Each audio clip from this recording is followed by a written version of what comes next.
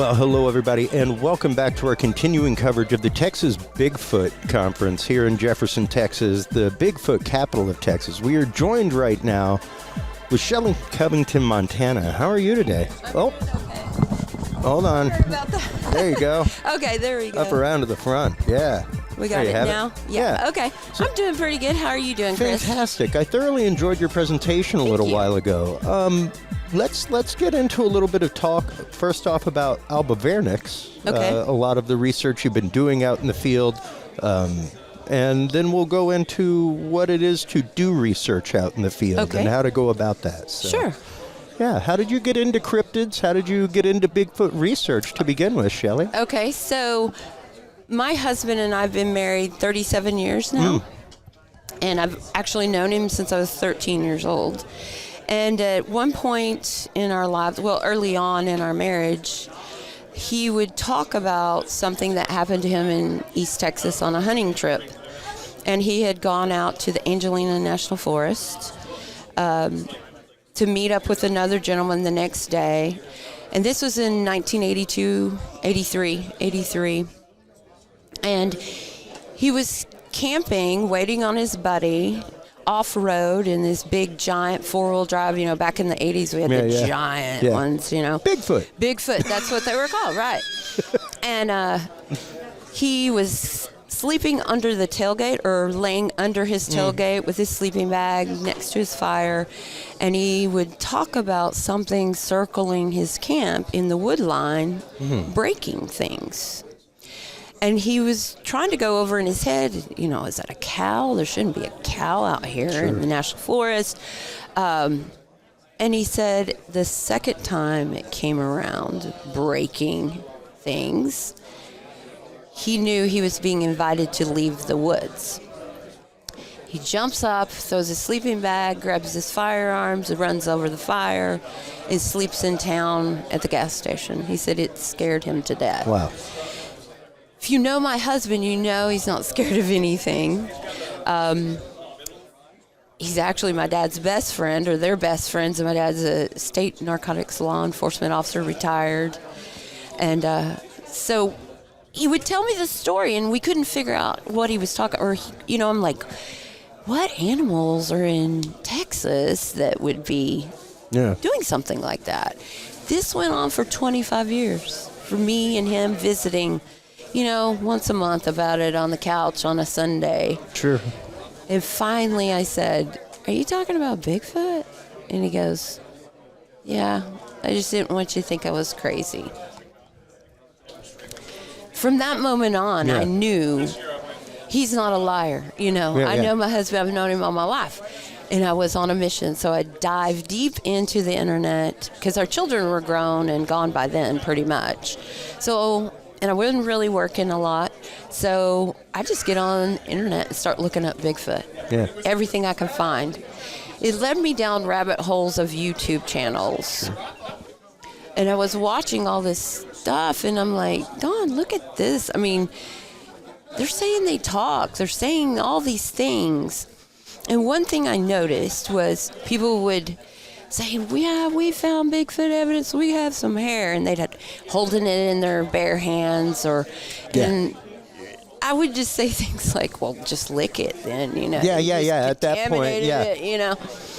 And just the more I read, the more I didn't believe. I believed my husband.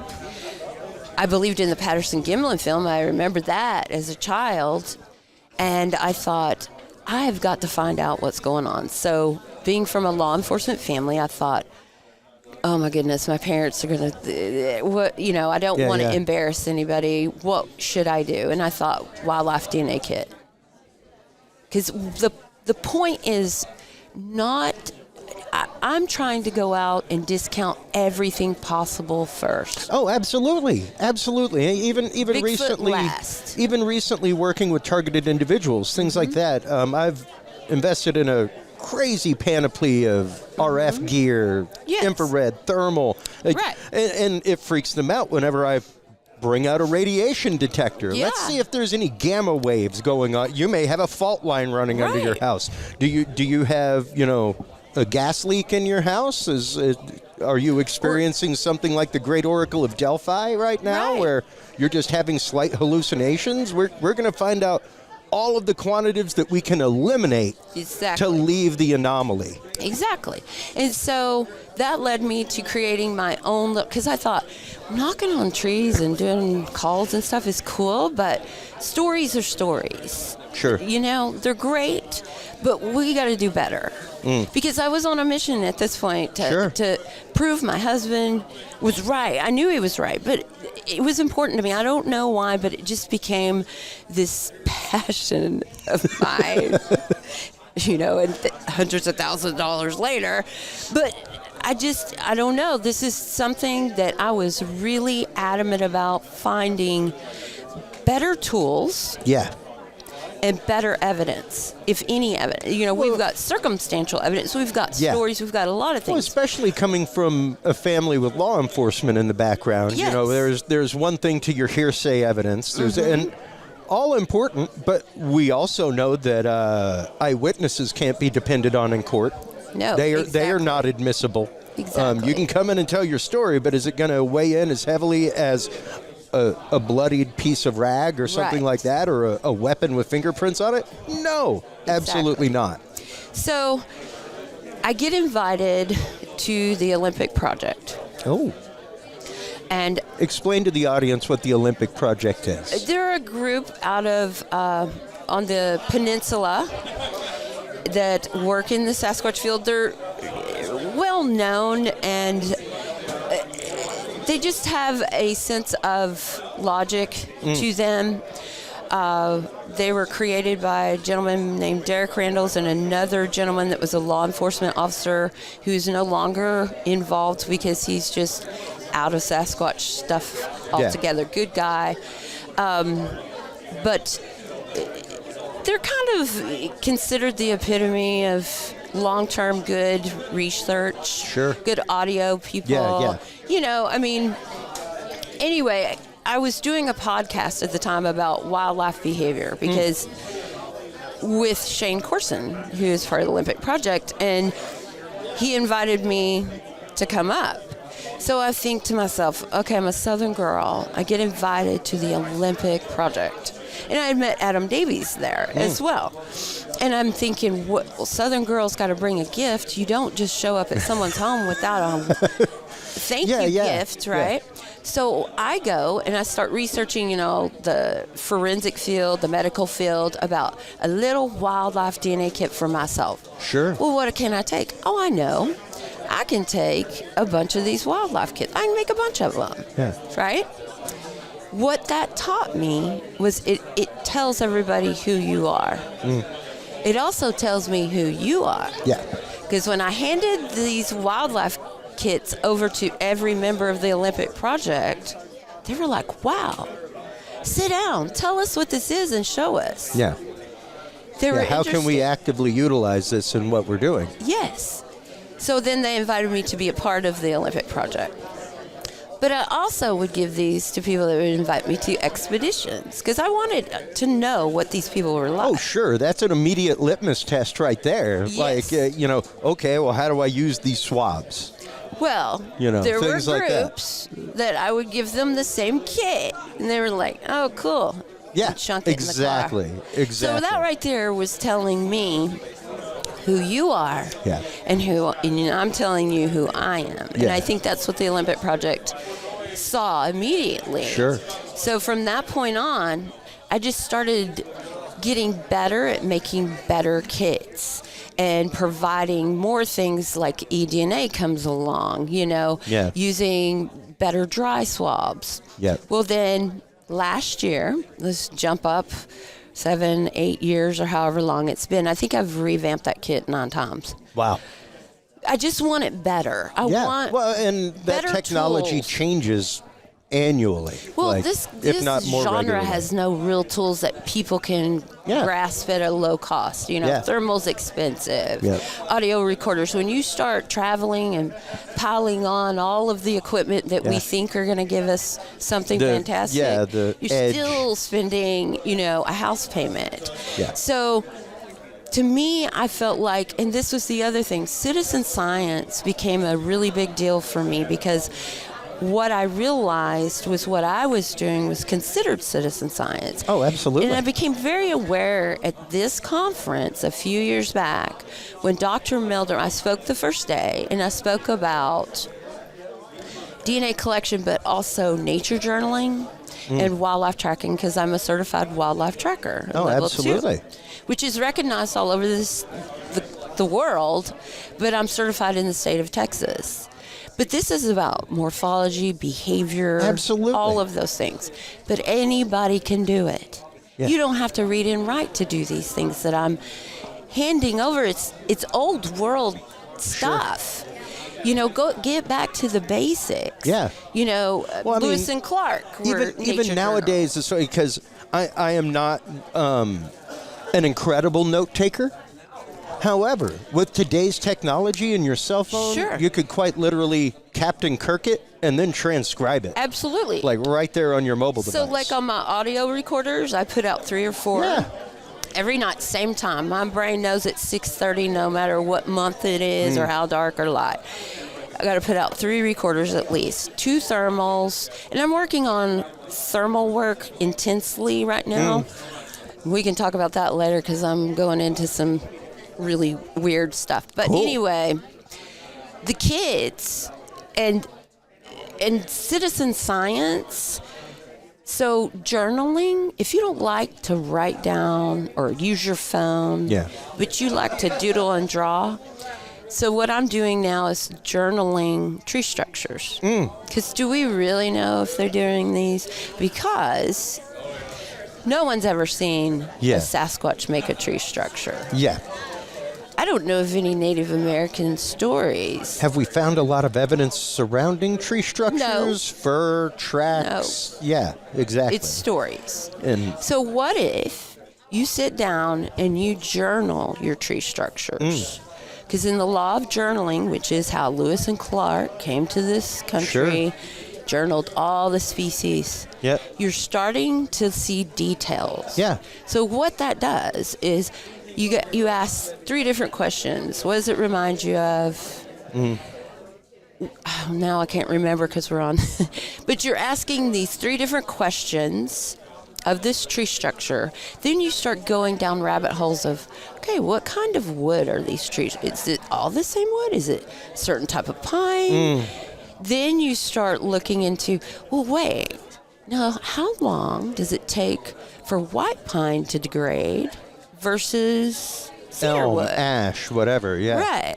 How big is the base of this thing? You're doing all the measurements. Yeah, would it be that they were all put there at the same time? Would it be that they were all Right. harvested at the same time? When was the last flood here? Yeah. You know, now you're going down these rabbit holes of details that you aren't looking at. You were just walking around going, look, no human can make that because it's so big. Now you're seeing tiny details that are educating your mind about what these things are made of, and possibly how else were they made. Well, and even to go through and sketch them. But you are sketching. You know. So what I'm doing, because I don't give really any value to Sasquatch creating these structures, so I'm journaling them. And in 10 years, let's say they get evidence of Sasquatch through my DNA kits. Sure. And they say they do build them or they don't. I have a 10-year book of my data. Compendium that you can to hand over. Exactly. Do you see? Everybody could do something. They're just, the thing is, quit listening to other Bigfoot people. Yes. We are not qualified. Go ask the experts outside. Yes. That are qualified in your field. But what we can do, and what's done regularly, and for those of you out there putting the poo-poo on citizen science, I present to you Comet Hale Bop. You know, like we regularly have astronomic bodies found by backyard astronomers. Well, that's the whole deal. And the other astronomers, like, literally, that's their job, Jack, is to find new astronomic bodies. But this dude found it in his backyard. Wasn't there a case of that where they were working on something for 25 years? Yeah. And they just handed it over and it took 2 weeks? Yeah.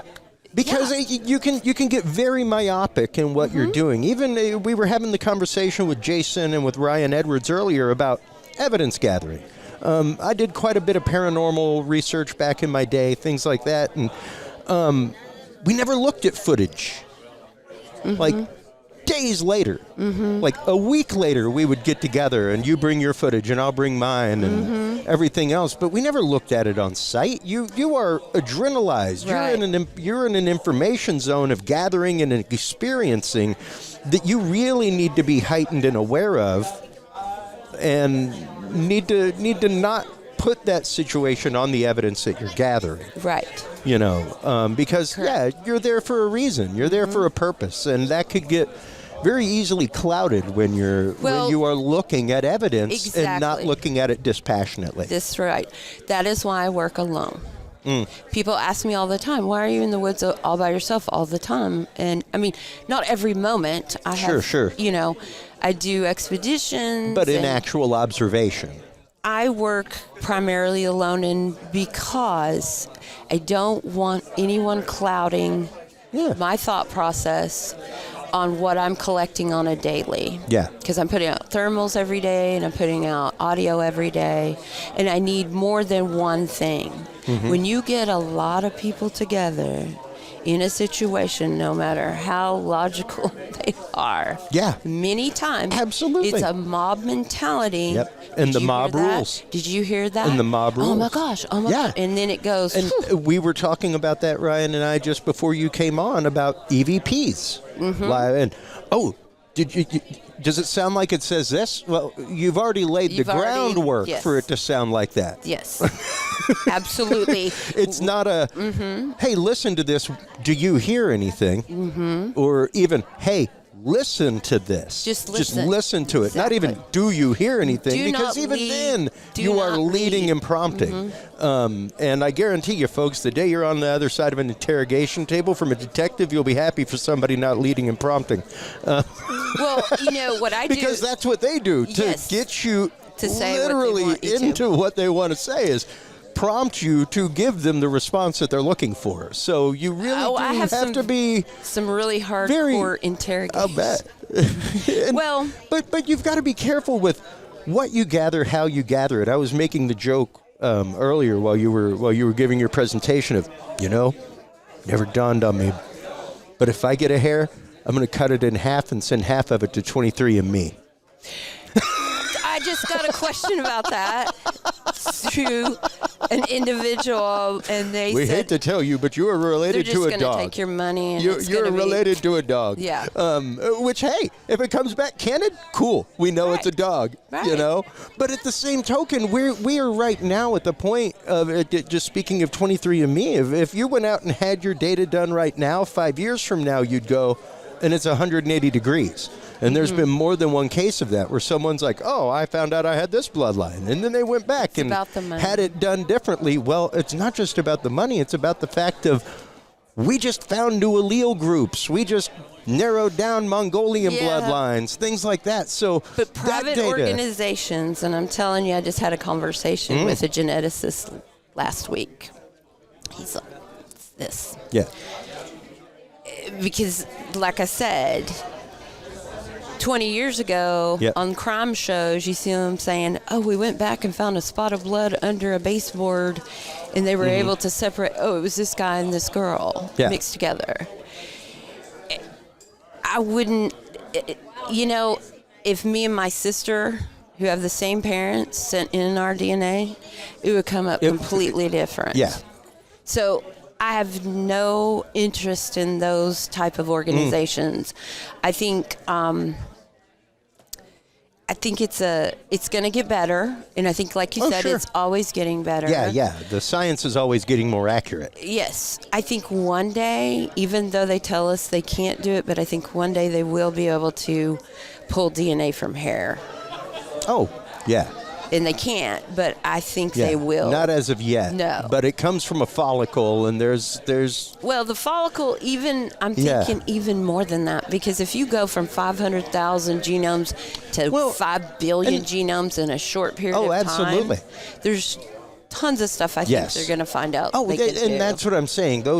Those bounds are expanding annually. And honestly, by leaps and bounds. I'm not qualified to even talk about this. That's not my area. I say it on the show all the time. I went to school for 8 years. I hold no degree. Right. I've just read a lot of books and seen a lot of shows. And, right. But my goal in life, for me, and my passion in Sasquatch, with like things like Alba Vernex, the wildlife DNA kits, is to pass along to regular folks like myself, because we're 90% of the Sasquatch world. Oh, absolutely. We're just average Joes. Yeah. To pass on some kind of little idea that maybe they can pick up on and expand upon it. Well, sure. DNA kits are not a brand new thing. No. At all, right? But I try to afford people to get them at a much lower cost, and how to properly collect it. I've done a lot of work, and I feel good about that. The Alba Vernex was just a happenstance of me doing just my little job. Yeah. I don't care if it's, Sasquatch or human, but what we figured out is we have a new tool. And the Alba Vernex thing with Doug Hychek, from Monster Quest, contacts me. It was like, this is fantastic, Shelly. The white waxy stuff is so sick, and it etches into glass and plastic. They're finding the prints. Oh, wow.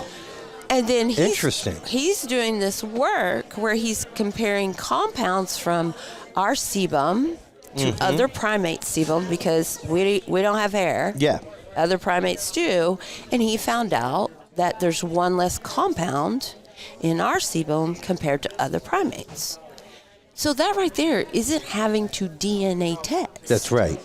That's a whole nother exciting But even getting to the point where, if, like you said, if DNA could be pulled from hair, if it could, at some point, I say they can't. There's nothing saying that we wouldn't be able to pull DNA from hand oil prints, face oil prints, things like that. Oh, yeah, there's DNA in that. Absolutely. We know that. Exactly. So, yes, that was what I felt so dumb, because it was like all these years you get people saying, get the dermal ridges, get the handprint. We see reports of handprints on doors and windows.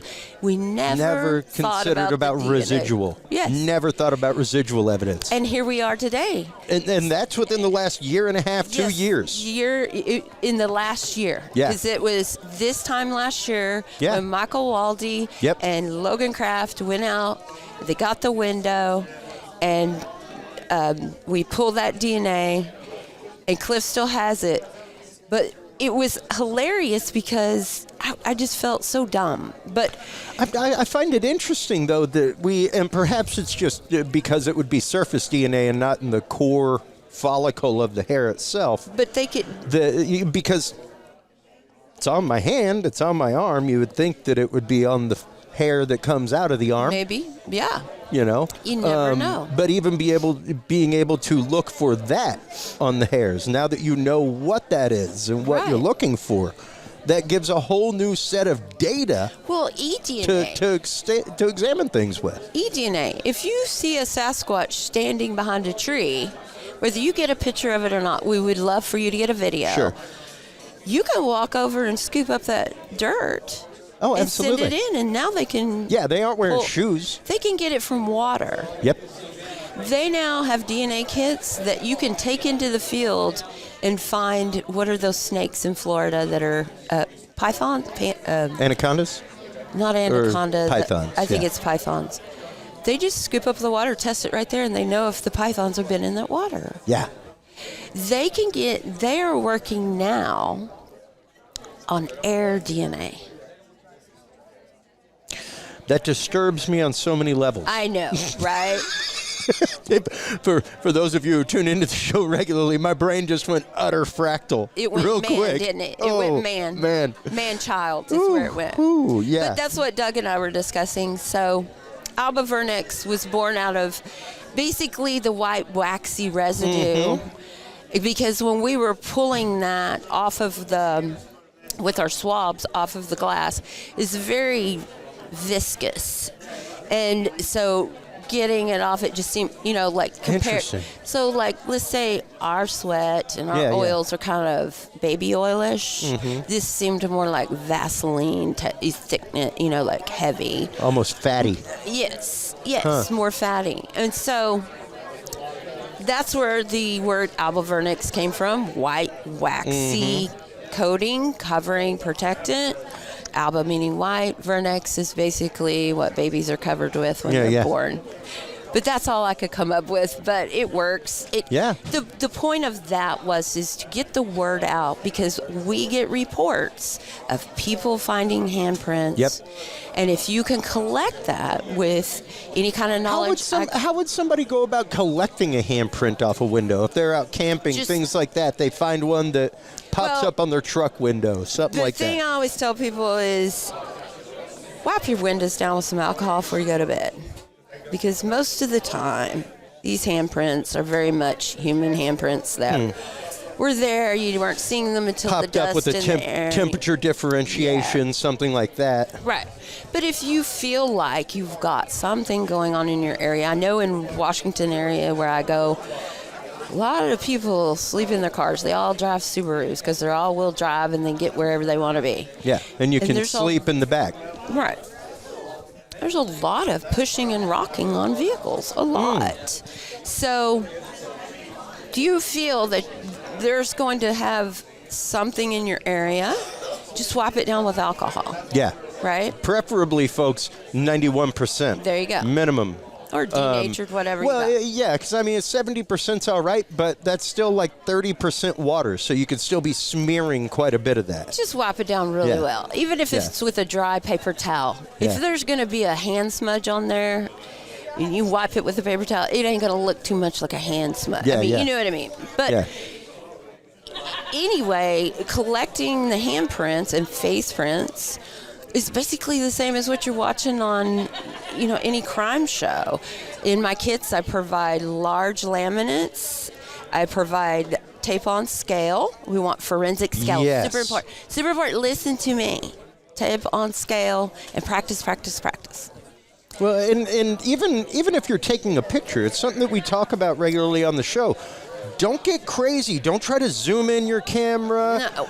If you can video, awesome. Video. But even just taking a still picture, try to get as wide of an angle as you can, so that you have 100 of you them. You have trees, rocks, things that you can compare size to, that you can go back, you can measure. But if you've got just a zoomed in picture, you can't tell the surroundings. So how are you going to find the exact spot? Right. And that's why I provide those forensic sticky scales. Exactly. Because you're gonna dust it like a butterfly's wings touching, the butterfly kiss. That's how I try to explain it. That's your touch with your carbon, which is all included in these kits. But we're only going to go into the cap. We want the minimal we can get. And we're going to kiss that print in layers. Tons of patience in anything we're doing. Yeah. After you see your visual, also a black light will help you to pick up prints and other biological fluids. Any specific wavelength? Not just like a black light from Amazon has quite a few that are meant to pick up biological material. I've got the really super big, powerful one, and I think I paid $50 for it. Yeah. But you can buy $8 ones too, and they work fine. Yeah. Those are going to be a little more helpful for other biological things, but they do help a little bit in your prints. But either way, if you think it might be, go ahead and cast it. Yeah. Go ahead and take it. That's it. Because that's practice. Well, yeah. Right? So we're going to take our laminate, pull the white off the back, lay it just like you're applying a sticker to your windshield, or smooth it down. Then we're going to pull it back off and put it back on that white piece of paper. Then we're going to take those strips of forensic tape off and put those on the print. So now you have the print and your scale everything that you can send off with any DNA you possibly find, hair, eDNA. Where would you recommend people, because obviously not 23andMe, where would you recommend people send their DNA? Well, for analysis? I mean, of course, this is the question of the year, right? Sure. Because it's money. It's money. It is. I mean, at a minimum, at a cheap lab, you're looking $500 to $1,000 for a sample. $5,000. And that's, yeah, I mean, that's cursory. $5,000. Cursory stuff. Yeah. So I've looked into it a bit. Previous years, I kind of gave up on it. But first of all, you're going to collect at least 4 samples of DNA. I provide you with 4 swabs. You're going to coat all of them so that you can send them out to wherever you need to and keep them for yourself. Yes. I would, as far as DNA labs, the private labs, a lot of them are government controlled in a sense of they want to speak to their panel of people before they accept anything you have, plus your money. Colleges, same thing. And this is primarily wildlife DNA labs I'm talking about because that's pennies on the dollar compared to human DNA lab, And we're speaking of things that live in the woods, so why not stick with that? Well, yeah, absolutely. I mean, because once again, it's pretty easy to tell if it's human. Yeah. However, what you're trying to do is exclude every piece of wildlife that you can possibly exclude from the equation. Right. Yeah, I mean, they can tell now. Yeah. You don't have to worry about cross-contamination anymore. You know, those kits, when I talk to these fine people, I make those kits as sterile and overdone as possible because people are in fear that they're going to do something wrong or they're going to contaminate I'm not a it. forensic And that's okay. scientist. That's okay. But nowadays they know human is human and there's no cross-contamination in that sense anymore because we have so many genomes once again. And so, but still, overdoing it is fine. You know, more precautions. It's better to have more data than less data, especially 1,000%. Especially as things progress technologically, things like that. You may be gathering data that may not be able to be even scientifically properly examined for a good 3-4 years. Exactly. You know, and with that in mind, especially with I live in Austin. We have had a huge case over the last 5-6 years of DNA evidence for crimes, specifically sexual crimes, going bye-bye. Oh, yeah. They had a huge issue with their cold. They had a huge issue with their storage condition, things like that, and all of this DNA evidence was viably corrupted.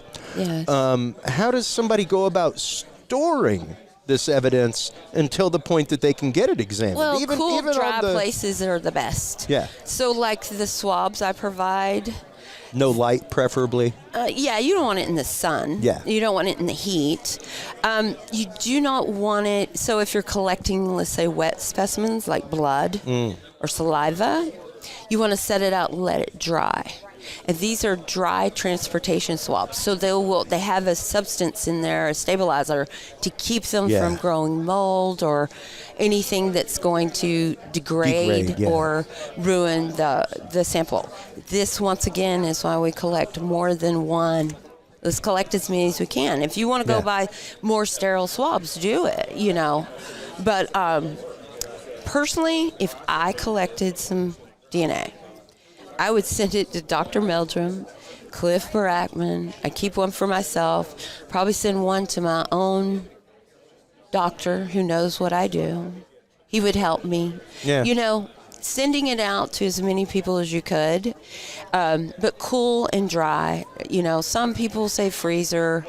Some people, I think if you just keep it from degrading and collecting mold and moisture. Yeah, because if you're trying to freeze it, you got to have a whole different process, Jack. I mean, feel free to check out the fish in your freezer. If it's got crystals on it, you probably don't want to keep your sample there because you will be corrupting it. Right. So as many samples as you can get, sending out to as many people you trust, and try. You know, I mean, I'm not the end all.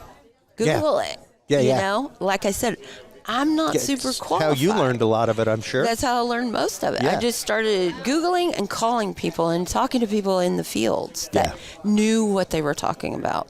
You know, the coolest thing is at these events, what I do is kind of boring to people. I think it's super fun. From the full room in there, I would beg to differ. Well, it was the first one of the day, so it's always full. But they want stories and things, and that's great and wonderful. But I always get that one biologist or law enforcement officer or doctor that's hiding in the corner who's had an encounter and comes over and says, hey, give me a call. I loved what you had to say. I want to help if I can. That's a success for me. Yeah, absolutely. Because even though I would love to reach the Bigfoot community per se, I'm not here to change minds. Yeah. I'm here to set a standard for incoming new people and the youth of tomorrow. Young kids are my best audience, and they think differently than we do. Yes. Yes. They ask the best questions. Oh, they'll challenge you. They're awesome. They got no problem challenging what you just had to say. But they give me better ideas. Oh, absolutely. Those are the people I'm focused on everybody. Anybody that, you know. And citizen science is where it's at. And that was all made of light to me a couple years ago when I opened the conference, as I always do. And Dr. Meldrum was the last speaker of the day. And he says, first of all, we need to give recognition to Shelly Covington-Montana.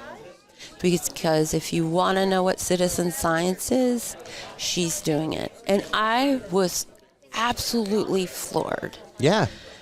I've always thought if I could just get one scientist's attention, I might be doing it correctly. Yeah. Or kind of. Yeah.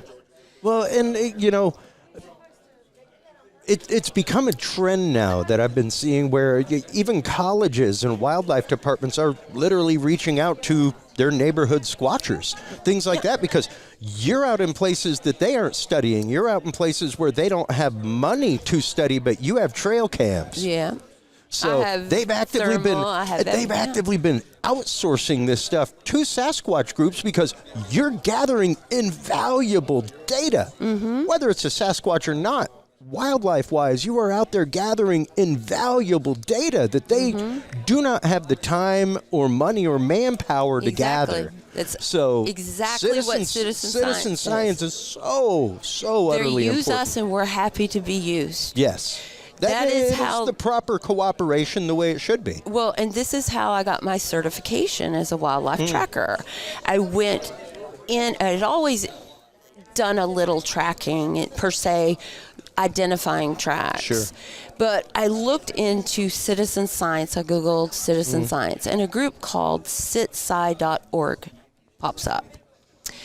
And they have the certification called Cyber Tracker. Cool. Associated with them. So I go in and I read all about that. This is a program that was created by a gentleman who realized and recognized that wildlife tracking was a dying art and a dying science, because it's probably one of the first sciences. Probably the first science. First. Because, you know. You had to find food, man. Right, and we needed to follow predators who were killing their prey, and we would scavenge. Yeah. Well, how do we follow them and figure out where they're going? We have to learn their behaviors and morphology and tracking them. Yeah. So they're associated, it's called Cyber Tracker. And what this program is for anybody, because this gentleman went over to Africa and learned from the last real trackers who live that way, who provide their food that way. They can't read and write. But we need to learn for them to keep this alive, but to help with poaching. Yep. Yeah. So he learns from them for years and years, but he realizes he can't help them with the poaching issue if they can't read and write in the sense of recording data. So they create this cyber unit where they just use icons that these people can use for their poaching issues. Cool. And conservation and counting, species and numbers. Because we know in all regions of the world in conservation, they don't go and count how many cougars are in the area. They count the tracks. Yeah. And they learn the tracks of individuals. That's how we get numbers. Yeah. So they brought the program back to the United States and implemented it all over the world because you can be a 5th grader. You don't have to read or write, but you can help with conservation. And I learned basic tracks when I was about 7, 8 years old. When I was old enough to tote a shotgun with my grandfather, I learned how to identify a bunny track and a deer and things like that. Sure. So I was really interested because this is citizen science. This is going to help me once again with that. Go back to eliminating all species. Yeah. Bigfoot last. So I go and I get really in depth with this, and I want to find a certification class for myself too. So I find one in Austin, Texas. I sign up for it. Awesome. The people tell me we're only taking 10 people a year to certify. You will fail. And I was like, what? And they said, this program is not, we don't teach you about tracking. You have to come and show us you know about tracking. All wildlife biologists, all game wardens fail the first time. You will fail. And I said, no, I won't. I bet I won't. So I get on the internet and I search down a certified cyber specialist of North America and Africa. And he works with me for 9 months intense. I go to take my certification. Everybody there had just been through a on-site wildlife school for 9 months with a certified tracker. I'm the one that's gonna fail. And it was the hardest thing I ever did. It was 2 days in the field. They didn't know what they were gonna find, but they would do like anything from insects all the way up to big animals, birds, all of this. You know, the hardest thing I had to do was identify snail poop. You know, walking stick tracks. All those things. I remember my mentor says, Shelly, you need to learn about rodent skulls because if they find an owl pellet, they're going to break it open and ask you to identify the rodent in the pellet because certain owls eat certain rodents. Absolutely. Those are all important things. Anyway, second day, I get a level 2. Nice. So citizen science are things that people already say they do. Oh, I'm a tracker. I'm a hunter. Yeah. Go get certified. Absolutely. Because the guy that gave me my test is the head of the endangered species biologist for the state of Texas. Wow. And he's a specialist. And he promotes this program for everybody. Too cool. So I encourage citizen science so much because it's fun. You are actually adding to things you care about because I know people that love Bigfoot love all wildlife. Yeah. And you're going to learn so much by opening that mind, getting into those details, practice. Yep. And so I could talk forever and ever. Well, sorry. Before we do, let everybody know where they can go to keep up with the latest from Shelly Covington-Montana, where they can go to purchase test kits, all that kind of good stuff. Okay. Honestly, I don't put a lot online anymore, but I will tell you if you contact me through my Facebook page, which is simply Shelly Covington-Montana Messenger, I can usually get back with people. I mean, that's my biggest social media page. You can also contact me through Instagram. I think it's CryptoChick. Okay. Yeah. But Facebook's the easiest. All right. And if I don't get back with people immediately, it's because I'm in the field but I will get to you. Well. Contact me if you want a kit. I encourage people, if they can't be at one of these places and buy one. I can surely help you put one together if you'd like, or you can purchase them from me for $65. Awesome. Well, thank you so much for your time on this very busy Texas Bigfoot Festival. While you are online, finding Shelly Covington-Montana and following her and keeping track of everything that she is doing out in the field tracking, make sure to stop on by Curious Realm. That is where you can find all the episodes. That's where you can find our experiencer form, where you can upload your own evidence. Right after this commercial break, we will be coming back with more coverage of the Texas Bigfoot Conference here in Jefferson, Texas, the Bigfoot capital of Texas. Right after this, folks. Thank you for tuning into this episode of The Curious Realm. Stay tuned for more guests, forbidden topics, and hidden truths. Download the official Curious Realm app and view the Knowledge Vault on our website, curiousrealm.com.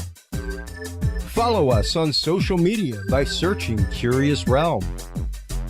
Curious Realm is available on your favorite podcast services, as well as YouTube, Roku, Amazon Fire, and Apple TV through the APR TV app, available on all app markets. Curious Realm is a proud member of the HC Universal Network family of podcasts. For more great content or to become a sponsor of Curious Realm or other podcasts, visit hcuniversalnetwork.com today. Thanks for listening. Stay curious, and remember, the other side is always watching.